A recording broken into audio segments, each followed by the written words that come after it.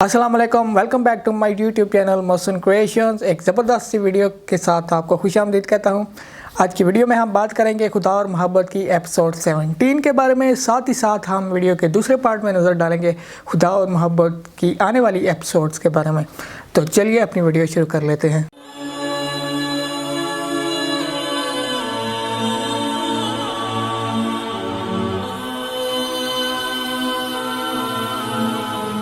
खुदा और मोहब्बत की एपिसोड 17 आप लोगों ने देखी। Yet another emotional episode. पिछली 3-4 एपिसोड जो है वो इमोशनल थी और ये भी एपिसोड जो है वो एक और इमोशनल एपिसोड थी और ये इमोशनल एपिसोड का सिलसिला अब आगे आने वाली एपिसोड तक भी जारी रहेगा। So that episode 17 was completely belong to Hina Bayat and Iqra Aziz. Brilliant performances, brilliant dialogue delivery थी इन लोगों की and that episode is truly based on these two characters. Hina Bayat का जो रवैया है वो हमें इस एपिसोड में थोड़ा तल्ख नज़र आया और मेरे ख्याल में ये ऐसे आप गलत नहीं कह सकते। एक माँ जिसका जवान गबरू जवान बेटा इस तरह मारा जाए तो आप एक्सपेक्ट कर सकते हैं कि इस किस्म का रवैया उनका जायज़ है और उनका पॉइंट भी जायज़ है। उनका जो बेटा है वो किसी हादसे में नहीं बल्कि उसका एक मर्डर हुआ है और उस मर्डर की वजह जो है वो साइक आज़म शाह की दुश्मनी थी। सो उनका ये पॉइंट कुछ गलत नहीं है। लेकिन इस सब में हमने इस एपिसोड में एक सीन देखा जब माही जो है वो नमाज़ पढ़ रही होती है और वो उससे कहती हैं तुम्हारा किया गया है, बेटा तो मेरा गया है। राइट, उनका बेटा गया है लेकिन माही का भी वो अब एक हस्बैंड था तो ये कहने का जवाब नहीं होता कि तुम्हारा किया गया है। एक लड़की का शादी की पहली रात जो है वो हस्बैंड इस तरह मारा जाए तो इससे बड़ा लॉस उसके लिए कुछ हो नहीं सकता। और इसके अलावा हम लोगों ने देखा कि जब कुल की रस्म जो है वो चल रही होती है आई गेस तो कुछ ख़वातीन वहाँ पर मौजूद होती हैं जिनका पॉइंट ऑफ व्यू ये होता है कि इसके कदम इस हवेली में जो है वो मुबारक नहीं हुए और इस तरह शादी की पहली ही रात जो है वो उसका हस्बैंड मारा गया।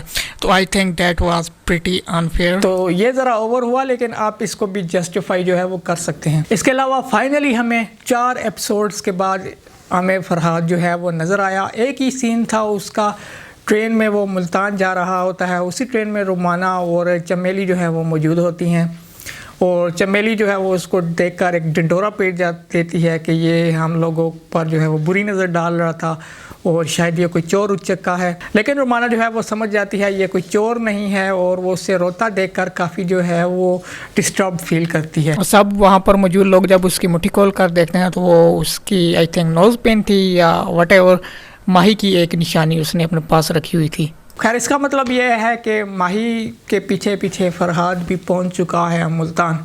अब ये क्या एक जस्ट इत्तेफाक है या फरहाद जानबूझकर जो है वो मुल्तान आया है माही के पीछे। अब फरहाद के ये सब करने की वजह अभी तो मेरे समझ में नहीं आई। मैं अभी तक इस बात को अंडरस्टैंड नहीं कर सका हूँ कि what exactly is going in mind of Farhad, आखिर उसके दिमाग में चल क्या रहा है। अब जहाँ तक मैं समझा हूँ वन साइडेड प्यार के लिए इस तरह इस हद तक जाना कि अपने घर वालों को छोड़ देना। माँ उसकी मौत के मुँह से वापस आई है, उसके लिए पागल हुई पड़ी हुई है, घर में सब उसके रो रहे हैं, तो उन सब को छोड़कर एक वन साइडेड प्यार के लिए। एक तो होता है चलो आप मोहब्बत किसी से करते हों और दोनों तरफ से मोहब्बत का सिलसिला चल रहा हो, लेकिन नहीं ये एक वन साइडेड प्यार के लिए जा रहा है फरहाद। तो आप में से अगर कोई इसको बेहतर एक्सप्लेन कर सकता है तो ज़रूर मुझे बताइएगा। लेकिन अभी तक मैं सोशल मीडिया या इधर उधर इस हवाले से जितने भी कमेंट्स पढ़े हैं मैं तो इससे यही समझ सका हूँ। इससे ज़्यादा ये पागलपन दीवानगी ही आप इसे कह सकते हैं, इससे ज़्यादा कुछ नहीं। एंड माही के घर वाले चाहते थे कि माही उनके साथ वापस चली जाए लेकिन हिना बेआत उनका फ़ैसला ये था कि वो इद्दत पूरी कर ले फिर वो वापस अगर जाना चाहे तो जा सकती है। लेकिन माही ने यहाँ पर फ़ैसला ये किया कि वो तैमूर की बेवा बनकर अब बाकी ज़िंदगी गुजारेगी और वो यहीं पर रहेगी। ना सिर्फ इद्दत पूरी यहीं पर करेगी बल्कि बाकी लाइफ भी अब वो यहीं पर स्पेंड करेगी। काफ़ी मैच्योर फ़ैसला था ये माही का, अच्छा फ़ैसला था मेरे नज़दीक। इसके अलावा हम लोगों ने देखा कि माही जो है वो तैमूर की जो है अलमारी की चीज़ों में देखती है। वहाँ पर हमें परफ्यूम्स नज़र आए, ब्रेसलेट्स नज़र आए और इसके अलावा कुछ वॉचेस भी हमें नज़र आई। उनको देखकर वो काफ़ी इमोशनल होती है, ख़ास तौर पर एक ब्रेसलेट जिस पर जो है वो माही और तैमूर दोनों का नाम लिखा होता है। और मैं ये बात सोच रहा था कि क्या ये वही माही है जो स्टार्ट वाली एपिसोड में हमें दिखाई गई थी लाहौर में वो तो बहुत शरारती और काफ़ी चालाक किस्म की हमें नज़र आई थी, लेकिन जब से वो लाहौर से बहावलपुर और फिर अब मुल्तान आई है, इट्स टोटली अ डिफरेंट माही। और माही जो है उसे अब यही लगता है कि उसे फरहाद की बददुआ जो है वो लग चुकी है और इसी वजह से उसकी पूरी लाइफ अब ऐसे ही गुजरेगी। That's all from episode 17। Brilliant performances by Hina Bayat, Iqra Aziz, acting इनकी कमाल की थी। फरहाद का जो एक सीन था उसमें एक्सप्रेशन उसके ज़बरदस्त थे और शायद इस सीन में जो है वो आप लोगों ने काफ़ी सैड फील किया हो फरहाद के लिए। Overall it was a good episode, emotional episode. मैं चाहूँगा कि अगली एपिसोड्स में जहाँ इमोशनल सीन्स तो हमें नज़र आएंगे ही, साथ साथ स्टोरी की भी डेवलपमेंट्स आगे हों। Now let's talk about episode 18। Episode 18 में आप लोग देखेंगे कि रोमाना जो है वो आती हैं हवेली में सिकंदर के साथ मिलने और उनसे ताज़ियत करने। अब चूँकि सिकंदर की माँ उसे पसंद नहीं करती, ना ही सिकंदर का उनसे मिलना जो है वो पसंद करती हैं, तो क्या वो इन लोगों को देख लेंगी और क्या कुछ प्रॉब्लम होने वाली है सिकंदर के लिए? इन माई ओपिनियन नहीं, ऐसा कुछ नहीं होने वाला, एवरीथिंग विल बी ओके। दूसरी तरफ हिना बियात का जो रवैया है माई के साथ वो मज़ीद तल्ख हो जाएगा, इस कदर तल्ख हो जाएगा कि वो उससे कहेंगी कि तुम अब मुझे माँ भी ना कहकर पुकारा करो, बल्कि हो सके तो मुझे कुछ भी कहकर ना पुकारा करो, मुझसे बात ही ना किया करो या मेरे सामने ही ना आया करो। That is going to be a very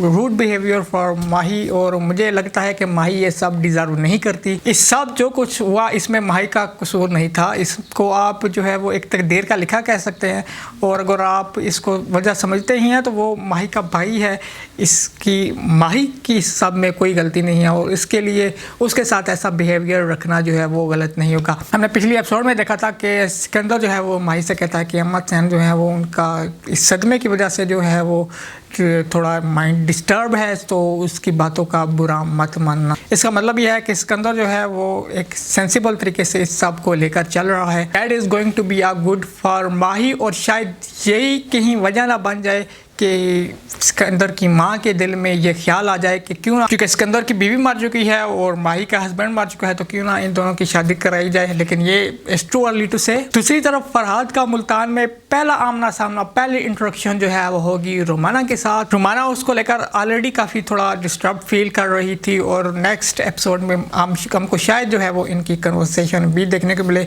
और ये आखिरी कन्वर्सेशन नहीं होगी, इनका आमना सामना आखिरी नहीं होगा, इसके बाद भी जो है वो रोमाना उससे मिलेगी और शायद यही एक जो है वो लिंक होगा कि सिकंदर भी जो है वो अपने दिल की मुराद लेकर जाएगा फरहाद के पास। फरहाद ऑब्वियसली अब एक फ़कीराना रूप जो है वो ले चुका है, तो ना सिर्फ सिकंदर बल्कि माही का भी उसके साथ अब ऐसे ही सामना होगा। माही भी उसे मज़ार पर ही देखेगी और उससे जाकर जो है वो अपने जो भी उसने किया उसकी वो माफ़ी भी मांगेगी। पर ये सब शायद अगली नहीं, उससे आगे आने वाली एपिसोड में आप लोगों को देखने को मिले। ऑब्वियसली अब कंप्लीट स्टोरी हमें आहिस्ता आहिस्ता समझ आ रही है। सो यही थी हमारी आज की वीडियो, उम्मीद करता हूँ आप लोगों को पसंद आई होगी। अपने व्यूज़ से, इस ड्रामा से रिलेटेड जो है आपके जितने भी व्यूज़ हैं उसको हमसे शेयर करना ना भूलिएगा। वीडियो को लाइक कर दीजिए, चैनल को सब्सक्राइब कर दीजिए। मुझे दीजिए इजाज़त, अगली अच्छी सी वीडियो में फिर आपसे मुलाकात होगी।